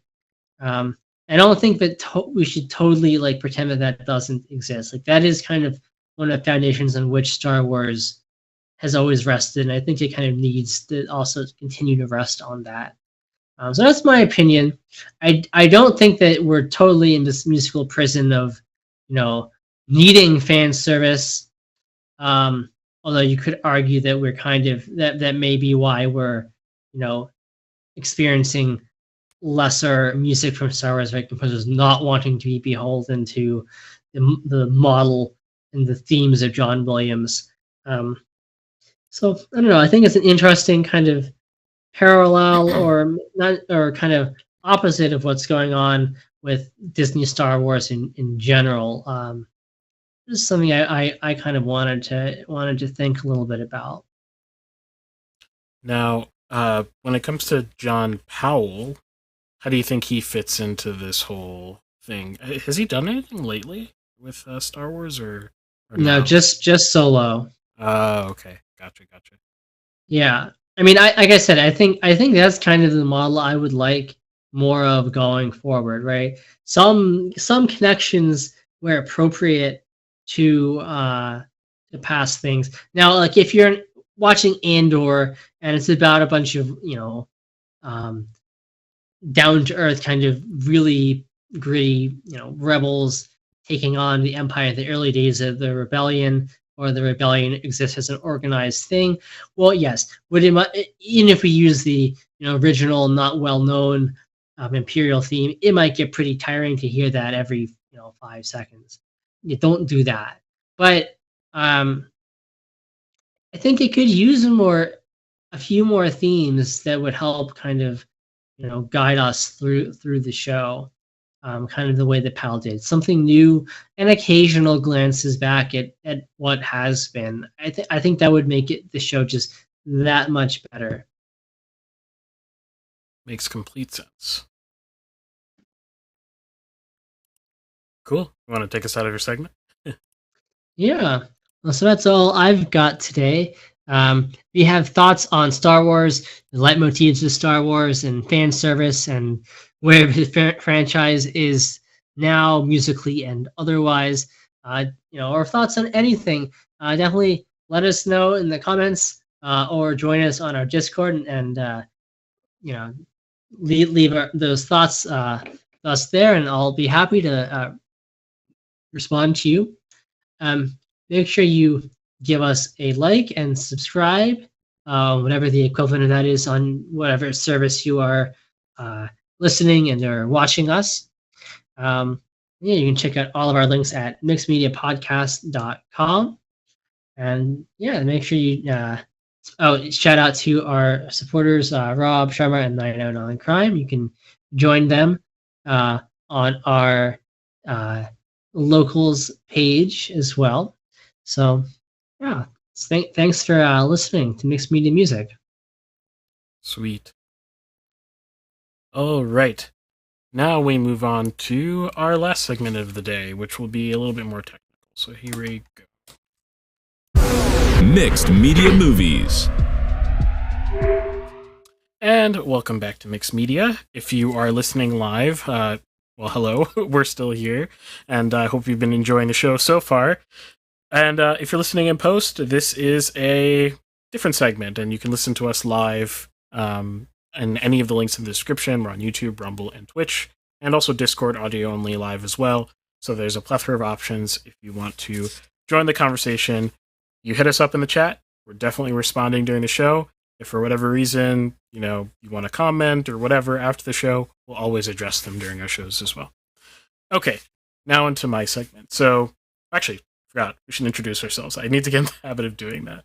So, my name is Irving Nestor. I'm a filmmaker and media entrepreneur. I own a company called Ariella. Hi, I'm Ben Costello. I'm a flute player and a media composer. And Nathan's out because he's got some homework to finish. So he was with us earlier, but not for this segment. Okay, so let me give you a background, a little bit about me for those who don't know. So I own a, like I said, media company. Do a lot of video work in particular. Honestly, most of my work is done within an editor, frankly. The most likely thing I'm doing is something in After Effects or Premiere Pro or DaVinci Resolve, and that's where most of my work lies. However, I do spend a lot of time, myself in front of the camera, which I don't actually like, but I'm trying to get better at that because I need to put my own content out. But also filming other people's stuff. So I do short films. I'll do some promotional stuff. I'll do like small product video interviews I've done with for promotional purposes, a whole bunch of different plethora of video services. And my collection of gear has expanded quite a lot, from starting this business up until now. So to give you some context, probably I started the business with maybe $2,000 in a dream, something like that. And I probably have something like I don't know, $20,000 worth of equipment just in this room. So, very, very different. And film gear is very expensive. But the first piece of gear that I had when starting, the first thing I bought, and this was the terrifying purchase, right? It's your first camera that you personally own. Now, I've handled cameras a lot before then, so it's not like cameras were new to me, but I never had bought a camera, owned a camera, and committed to using a specific platform. Before, I had worked in a Bendos, AV cage, or like an AV rental thing on a college campus, and I had my pick. I even did purchase requests and got cameras to be bought by the university, basically. And so, very spoiled. Had my pick of whatever the heck I wanted to use, and then there's the film cage eventually. So, never had any issues just adapting to whatever situation I needed to, sort of picking what level of need I had before. Now you're committing to a specific platform, it's way more complicated. And spoiler alert, it's the the title of the episode. I ended up going with the Blackmagic Pocket Cinema 4K, which is actually down in the episode artwork. That's my specific 4K. I took this photo today using my Sony. So there's some cam reception happening. In fact, you can see my third camera slightly... Oh, I can't point. This way. In the top left corner of the episode art, there's a sliver of my third camera that you can just barely make out there, which is a... Well, we'll talk about it later. But yeah, started out with the Blackmagic Pocket Cinema Camera 4K. Handful of a name, horrible name. like it's horrible marketing. Everyone just says BMPCC 4 or something like that, or 4K, because that's just a mouthful. But I'll just refer to it as the Blackmagic for now, and you guys will know what I mean. Now, this camera is a little bit old, but it's not actually old. Like, it feels old. When I hold it, I'm like, dang, this thing's a dinosaur. Which is really weird because it only came out 4 years ago. But, like, in the grand scheme of camera technology, it is old. Like, I've seen so many camera releases. I've watched so many camera releases since then. There's probably been, like, 2 generations of camera, basically, since then from every company out there. People are spitting out new models like absolute crazy business. So it feels old, but it's not actually that old, 4 years. And this thing, I love the heck out of it. And some of that's going to be sentimental because it is my first camera. But a lot of that, you know, as I was shooting today, I was doing like a little fall vlog sort of thing and montage sort of interesting thing. And I was out there with all 3 of my cameras doing this today. That's the Susquehanna River, by the way, in the image down there. It's very beautiful during the fall. Absolutely gorgeous. Was with all my cameras, using them all to like the limits of their ability. So my other cameras are my newest is the Sony A7 IV, which I absolutely love for completely different reasons. But, well, maybe not as sentimentally. The Sony A7 IV, and that's actually what my this camera is, which autofocus is. Very nice. I also have my Insta360, which is the sliver that you're seeing there. Insta360 1R, which is a modular action 360 camera, shoots 360 video. I have a very complicated relationship with that camera. It's a love-hate relationship. I think I love the idea of the camera, but the camera hates me. So I think that's really what's going on there. But yeah, those are my camera sets. Now, actually, the more important thing, and this is where the little bit of advice is going to come in. The more important thing is actually the lens sets that I have. And this is kind of where I felt the pain of the oldness of the camera, because everything is in this weird transition period of going to mirrorless instead of DSLR, and it's a very annoying thing. But I've kind of stuck to EF mount. So right now I've got this lens right here is the Sigma 18-35 Art. I love this lens. This lens absolutely looks so good for the price. It's still a photography lens, of course, but budget. And I've got a few vintage lenses. You know, they're like Soviet lenses. They're like a dime a dozen, but they're so awesome. 50 millimeter Soviet lenses. Apparently they're radioactive, but you know. It doesn't sound good. Yeah, there's some trace chemical in there that is somewhat radioactive, but apparently is not a medical issue. I did a lot of research into it before I bought it or before I used it, because these were a gift, actually, from Daniel Matsumoto. Shout out to you. Yeah, they're not dangerous, but just a fun fact: if you put a Geiger counter up against it, it will start ticking upward a little bit. But in any case, those Soviet lenses I have are 250 millimeters. One's an anamorphic, and one's the swirly bokeh lens. That's extraneous information.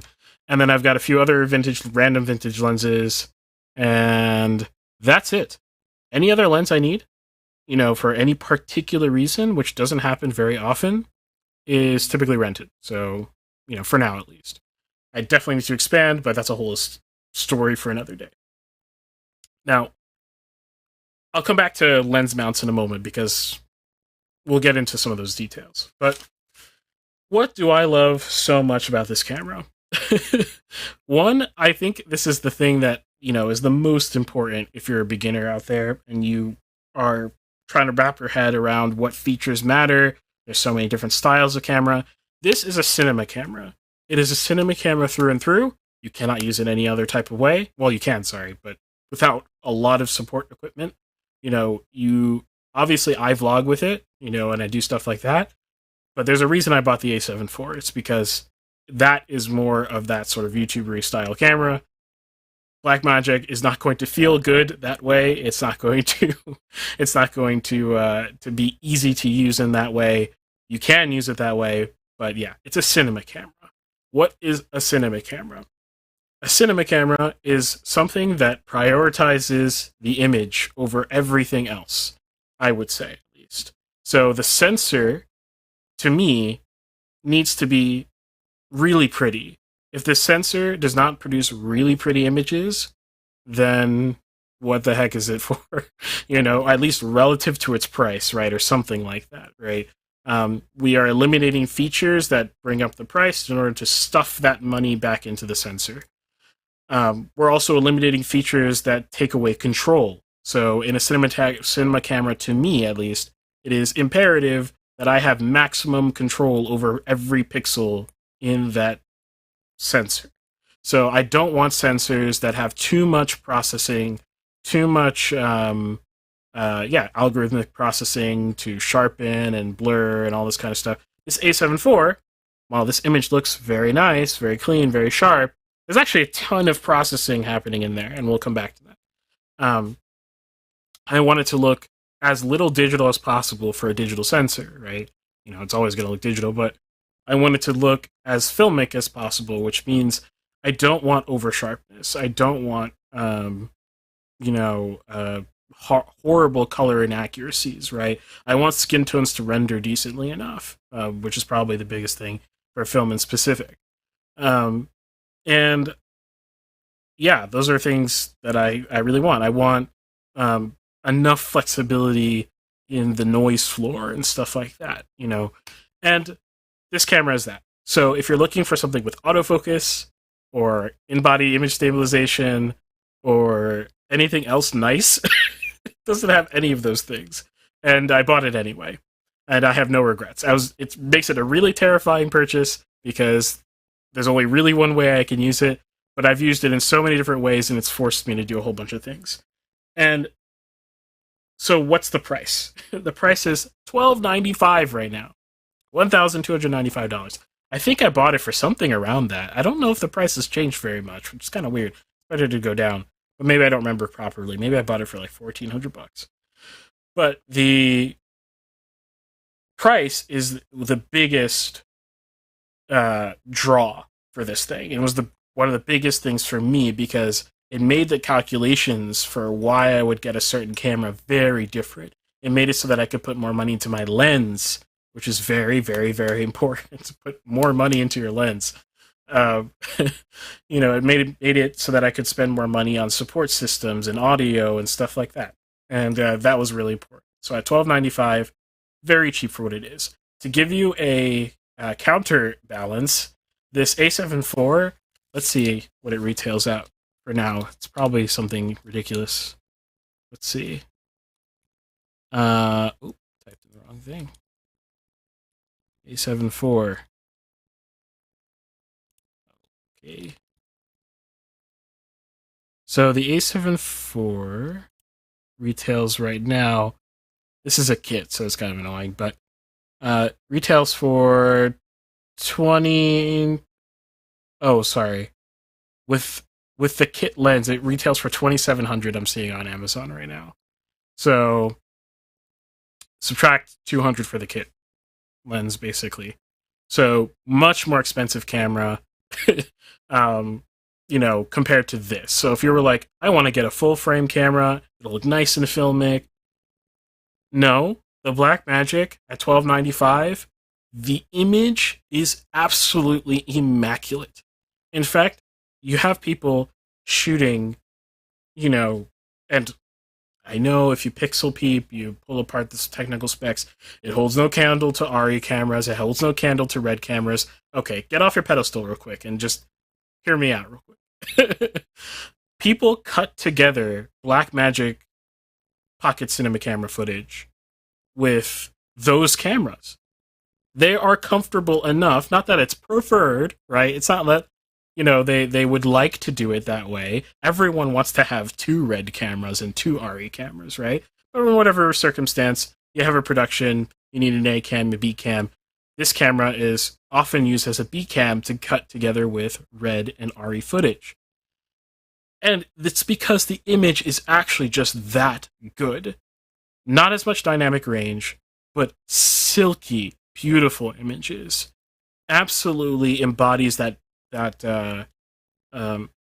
sort of anti-digital sort of feel to every image that you get out of it.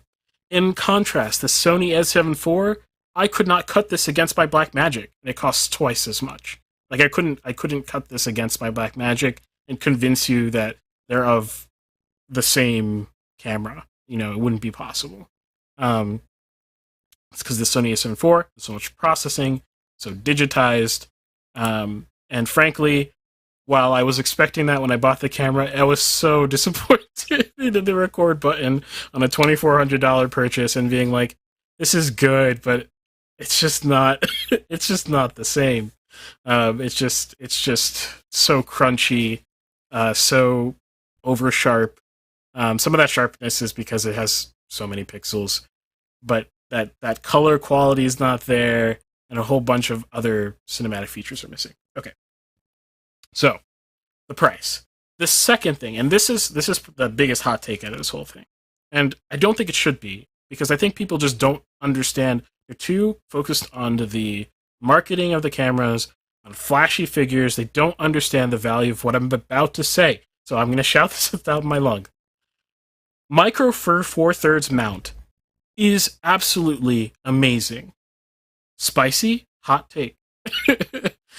The Blackmagic. Really? That, because obviously I don't know much about cameras, but I do know that that's kind of like the thing that everyone and all the big like bird photographers are really into, Micro Four Thirds. Oh, and photography, yeah, it's very, very popular. In video, people are like, you want that tiny little sensor? Are you crazy? You want the biggest sensor possible to make your image look as big as possible? All this nonsense, in my opinion. They look at the RE65 and they say, look, they glued 2 RE sensors together and made it even bigger. That must mean that RE's way of doing it is the only way of doing it. No, it's not. So the biggest thing that people were saying as a critique to the BMPCC 4K when it came out was, it's Micro Four Thirds. So you're saying you're making a Micro Four Thirds cinema camera? Are you nuts? And absolutely, they absolutely proved everyone absolutely wrong. Now, I'm not going to get into the physics of sensors, Micro Four Thirds. Let's just avoid that conversation for now, and maybe we'll have it some other day. But the biggest thing that people take away from that is you won't get nice image separation as much with the same focal length lens. Actually, it has to be the same focal length lens. You won't get access to cinema lenses. You won't have as big pixels for sampling and all that kind of stuff. Okay, whatever. Throw that all away. It's all garbage. It's all nonsense. Here's the thing that this Micro Four Thirds mount does for you. It mounts anything. Anything you want to it mounts to it, minus Sony lenses, which is very annoying because I have a Sony camera. that's a story for another day. So Sony mirrorless has really screwed up my future plans for lens lineup, and it's very annoying. But Micro Four Thirds is capable of mounting anything and making your lenses better. Better. I mean better. And here's how. So there's 2 ways to mount a non-Micro Four Thirds way lens to the body. One is via a just dumb collar, right? Like just like mechanically make sure the lens is the right distance from the sensor and locks it in place. You get these things for like $10, $10-15 from Amazon or something like that. And you can convert Micro Four Thirds to EF. As long as the flange distance of the lens is bigger than the flange of the Blackmagic. Then you can mount, which is basically everything except for Sony E-mount, practically. So you have the whole world of lenses, even cinema lenses. Oh, but it's not native to the camera. Who cares? You can take a collar. I've done it many times. Nothing bad happens. It is not annoying even. It takes 2 seconds. It is very easy. You can mount anything to the camera. It's weaker or whatever. If you're not using a lens support and you're a cinematographer, you hate your lenses. So you're going to put a lens support there anyway. And so it doesn't even matter. So it's all good. There's that cheap collar. The second way, and this is more important, is using a speed booster, which I have on my Blackmagic. Now, they're kind of expensive, and people are like, well, everyone gets them, so you're going to have to add that to the price of the camera. Yes and no. Because, yes, I would recommend, like, for 99% of people, if you're going to get this camera, you need to get a speed booster. What does a speed booster do, though? It changes the physics of the lens. What it does is take a lens that's built for a larger sensor size. So, for example, let's take a full-frame camera like my Sony a7 IV. A larger sensor size lens, and allow you to project it into a smaller lens or smaller sensor size. So for the dumb collar, it has no optics in it. So all it's going to do is just let the light spill onto the sensor the way it normally would, which just means essentially that you're going to crop into a square basically on the lens itself, if that makes sense. Which means just look at an image, right? But it's going to be punched in, right? Instead of being the proper image size. So for example, if I mount a 50mm lens onto a Micro Four Thirds with a dumb collar, it's going to be equivalent to something like 100mm. So it's a pretty crazy effect. It'll still work, but that's the effect. With the speed booster, it converts that 50mm lens down to something roughly like 50mm. It's like a couple millimeters off, whatever, right? But that also means some other physics happens, which is amazing. You gather more light. Light per square millimeter or whatever, light per square inch increases, meaning your lens becomes faster. You know what faster means? Becomes more able to be brighter. The aperture can open up wider is the typical way you think about it, but in this case, the aperture is not opening up anymore. The speed booster is just focusing more light onto your sensor. So if I strap that lens to an RE camera and it's f1.8, it's just f1.8. Putting in lens, but f1.8. If I strap this thing on with my speed booster to my camera and I set it to f1.8, the equivalent light reaching the sensor is actually probably about a stop brighter. So what would that be? 1.2 or 1? I don't know. And that would be the equivalent f-stop. So, yes, you have to add that price to your total purchase price because it's going to go in your cart. You're going to have to buy it alongside the camera, I think, for you to make your system work as flawlessly as possible. But it adds value to your lenses. That's really the point that I'm trying to make here, is that it's not just a converter that you slap to your camera. It adds value to those lenses. It makes them more flexible. It makes them more capable. Seriously. So what I can do is I have this Sigma 18-35 that I originally bought for the Blackmagic, actually, not for this camera. And right now, it's still attached to my Sony camera using a Sigma converter. It's not a speed booster. A Sigma converter onto the camera. I can take this off. Right now, it's 18-35, so it's basically acting like roughly an 18-35. There's some weird stuff happening there, too. But I can take this off of this camera, slap it onto my Blackmagic camera, and it becomes an 18-35 again, but faster. And I could still put a dumb collar on the camera and have a different focal range of 36 to 70 or something like 36 to 70. So my lens has 2 focal ranges now, depending on which adapter I put on it, and I can make the lens faster. What happens when you make the lens faster as well. Optically speaking, you increase image separation. So you get back the problem of this big sensor thing and big image. By the way, I'm not against those things. There is validity to the physics of that idea. It's just not as extreme as people make it seem. Not even close to as extreme as people make it seem. So I harp on Micro Four Thirds because I love Micro Four Thirds. For my particular applications, it makes me so flexible. And if you want to use a cinema lens, I can. If I want to use anything else, I can. And there's a whole bunch of really cheap, I don't use any of them, but if you wanted to, I wouldn't judge you. There's a bunch of really cheap native Micro Four Thirds lenses as well.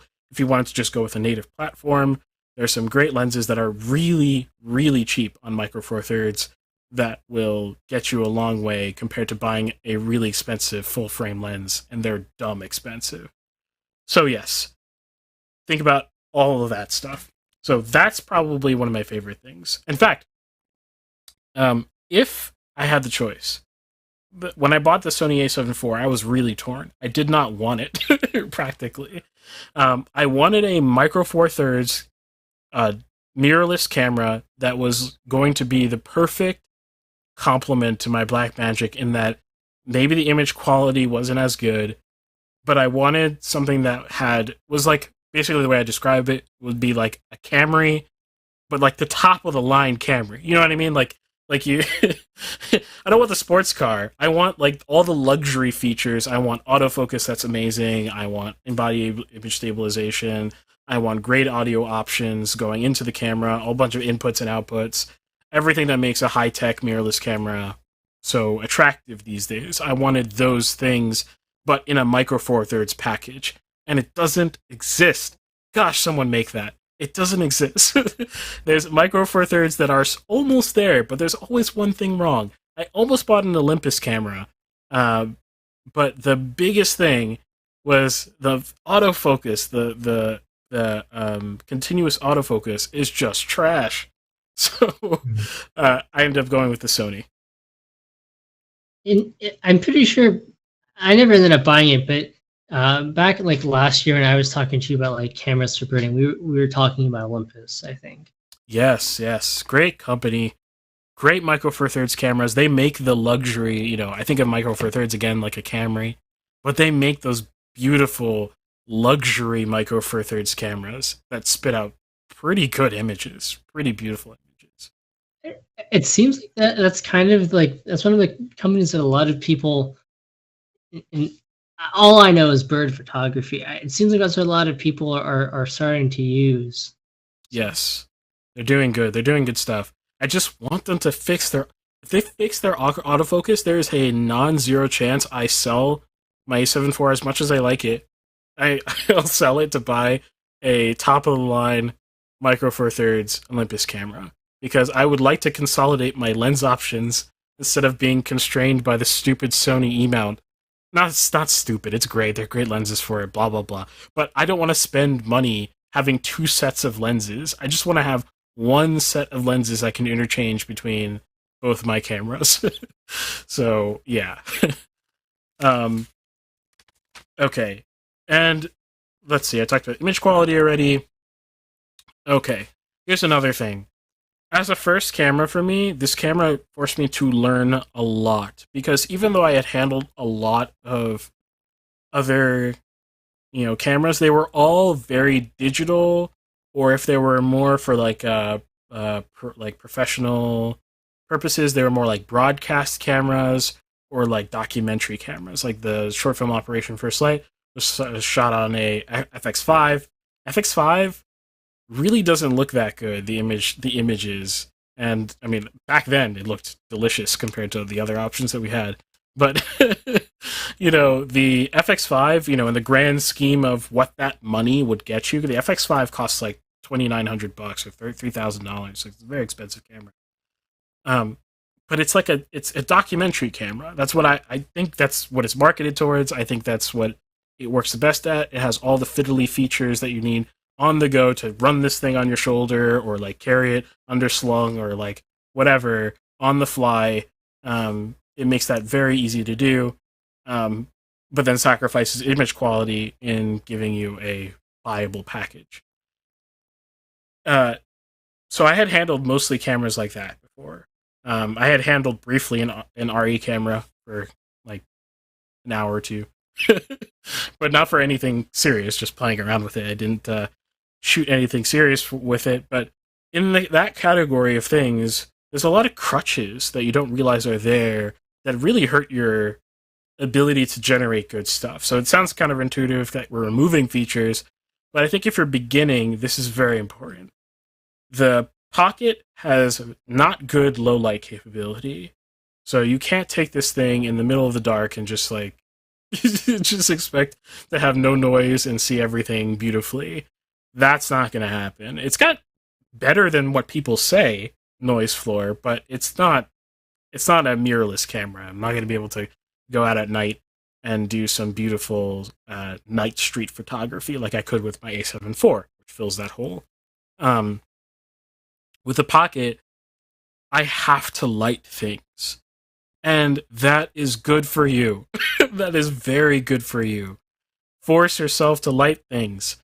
If you're filmmaking and you're not lighting things, I mean, I see it, though. You know, I see it in short films people put out, and I see it in the wilds, wildly enough. People not wanting to light things, thinking lighting is a waste of time. We'll just finagle the natural light. We'll just move the blocking around to deal with the light as it is. What are you doing?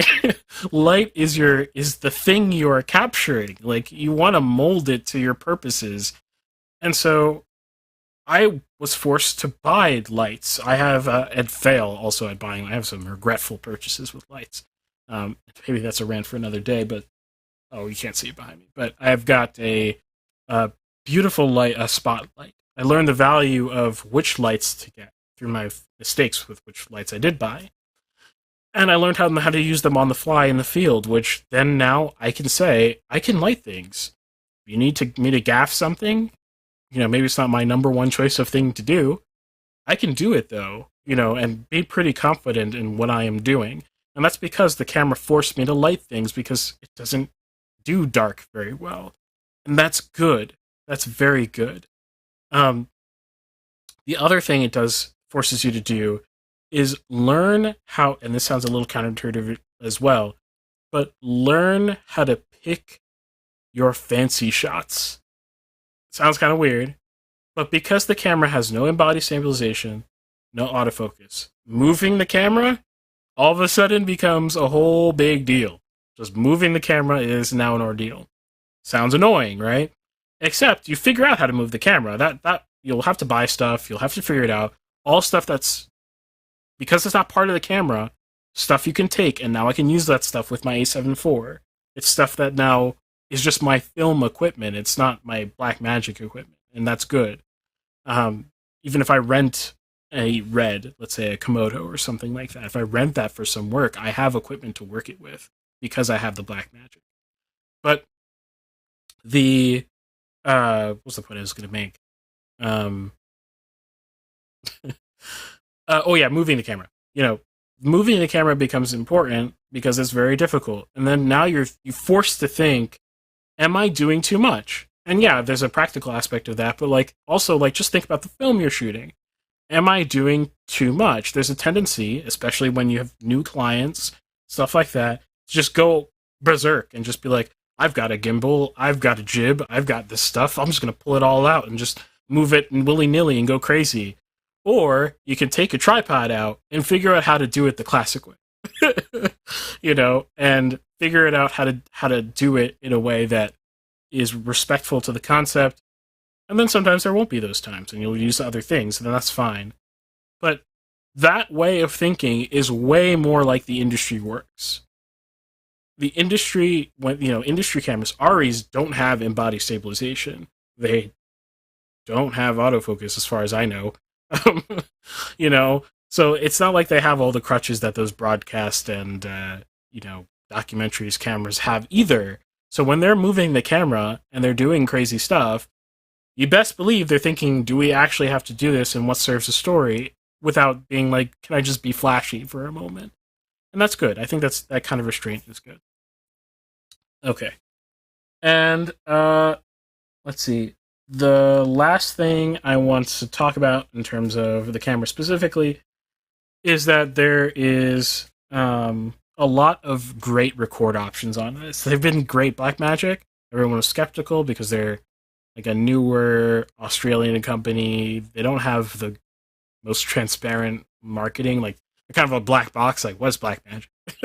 you know, um, and they've done a fantastic job giving the most amazing updates to the camera.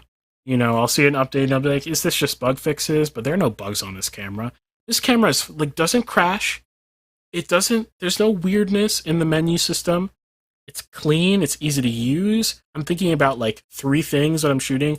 Whereas when I shoot the A7 IV, I'm thinking about like 15 things like that I might have to change for a specific shot or to get something I specifically want. With the Blackmagic, I pull it out. It's like 3 settings, maybe not even 3, 2 settings. Really, it's like the iris, which is the lens, not even the camera, and the shooting setting, the record settings, like what frame rate and codec do I want to shoot this at, and resolution. And that's it. I don't actually fiddle with the menu at all otherwise. I don't mess with autofocus speed, and like I don't mess with like a whole bunch of other crap that I have to mess with to get good stuff. And that's a joyful experience. But Blackmagic has really upped the game by adding more codecs, more frame rates, pushing the camera. Because when it came out, it was kind of limited in the codecs, the resolutions, and the frame rate that you could shoot at. Then over time, they kind of tuned the system, and how they do that, they actually continue to care about the customer that already bought the thing. And I have to appreciate that, because they had to sit in the lab and then to say, okay, can we push it to do this? And then run like 10,000 cycles or whatever to make sure that the camera would never fail running this new set or overheat or something like that, because usually that's the limit. Is there some overheating concern with upping the amount of options you have for resolutions and codecs and stuff like that? They just kept adding them over time, over the years. I'm sure there's an update right now that I haven't heard of that even adds another codec or adds another useful thing. And it never glitches.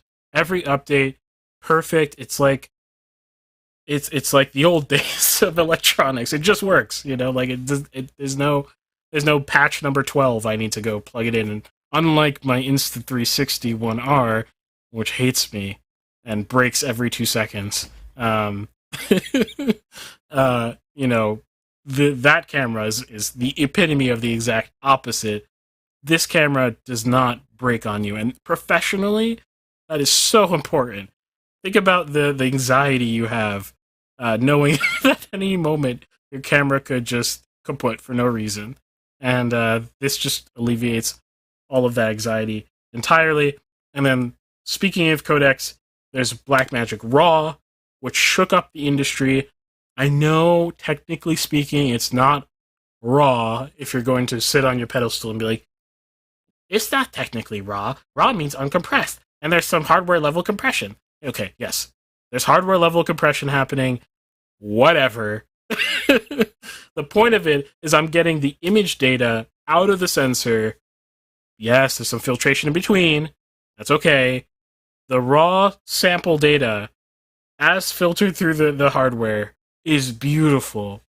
And being able to shoot raw in a format that I can edit on my computer off the hard drive I shot on is completely revolutionary. It's never happened before.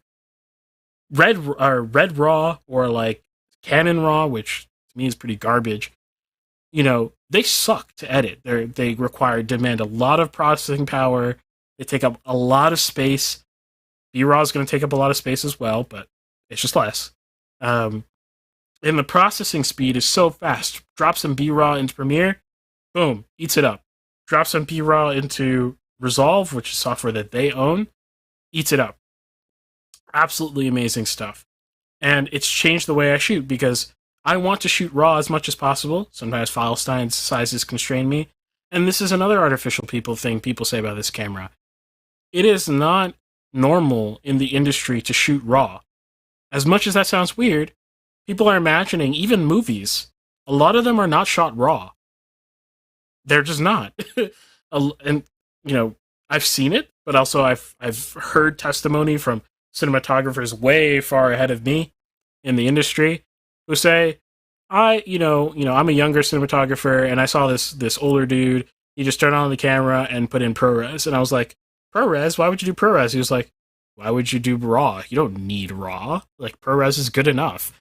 And some cinematographers are like, well, I want to bake in my image. I don't want to give the colorist or whoever more control over the image.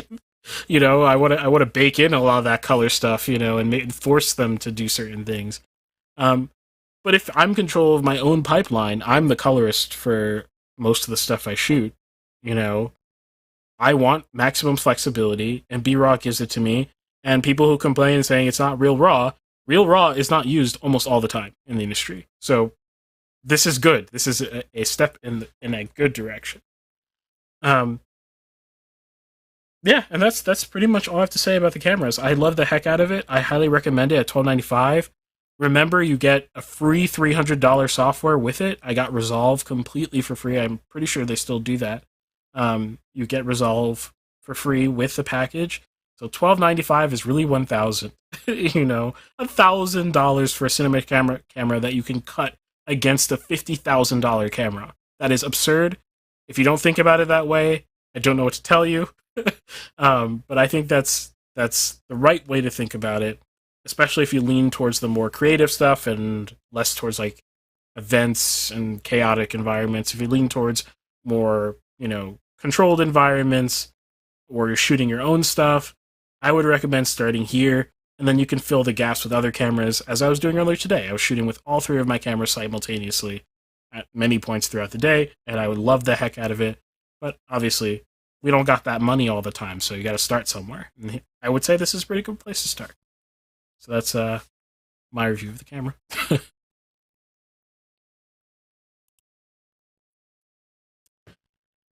Sweet. Well, that's all I got to say about that. This is the point where I should have an affiliate link to the camera in the description. Maybe I'll make one of those and put it in the description.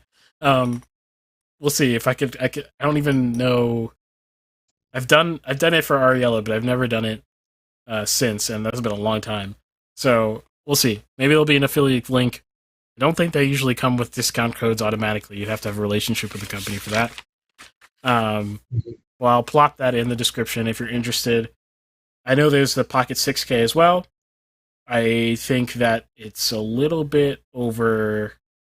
I think the 4K is completely enough to start. So save the $300 from buying the 6K and put that into your lens instead, please. Yeah, that's all I gotta say. Sweet. All right, so that's it for Mixed Media today. If you're listening to this in post, this was a live show, and we're here every Monday at 9:30 p.m. Eastern. It's a beautiful time. You should come hang out with us. Excuse me. And if you have anything that you want to say, you disagree with something I said, or you have some questions, even about the cameras I mentioned, or questions about things said earlier in the show, then you can go to Discord, and you can go to mixedmediapodcast.com. There'll be a very obvious Discord logo there. Click the Discord logo, go to Discord, and you can DM us. We're all open to, obviously not spam, but we're all open to, just, good discussion, and also just hang out with the community there. And then you can support us also at mixedmedia.locals.com, which is also at mixedmediapodcast.com. And there you can support us for $5 a month. Helps the show get out. We are being supported by two awesome people, 99 Crime and Rob Sharma. Great people. Thank you so much. We appreciate it. But more importantly, those two people are helping to pay our bills. There are not that many bills with podcasts, but now we're self-sustainable, but we're not putting money into advancing the show out to more people. And that's something that would be very good to be able to do. And rest assured, if you are the next patron, the next supporter, that would be immediately where the money would be going, is to getting the show out to more people and expanding our audience. And so, yeah, you can go to mixedmedia.locals.com and find some perks there to be able to do that.